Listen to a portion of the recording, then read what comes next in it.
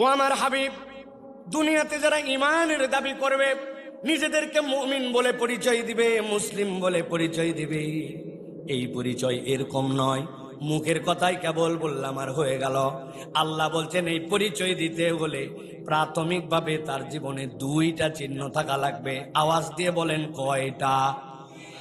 দুইটা চিহ্ন থাকা লাগবে। এক লোক আপনাকে ডাক দিয়ে সবাই দেখায়, একটা মজার জিনিস তোকে দেখাবো। আপনি বড় আগ্রহ নিয়ে গেছেন, কি মজার জিনিস বোধহয় আমারে দেখায়। বলছে তাকায় দেখ ভাই, তাকায় দেখ, উপর দিকে তাকা। মাথা উঁচু করে দেখছে, বাপরে বাপ, যে পরিমাণ উঁচু করা লাগছে আর একটু হলে টুপি পরে যায়। দেখ ভাই, 100টার মতো ছোট ছোট ফল আসছে বাদার মধ্যে, দেখছিস? বলছে হ্যাঁ দেখছি। বলছে এগুলা হচ্ছে ডাব, আগামী 3 মাস পরে দেখবি বড় বড় ডাব হবে। ওই লোক বলছে কি রে, গাছ এরকম চিকন, পাতা ঝুরি ঝুরি, ওর মধ্যে ধরছে 100টা। বলছে ব্যাক কলকাতাকার, এই জন্যই ডাকছিস? এটা ডাব, এটা সুপারি।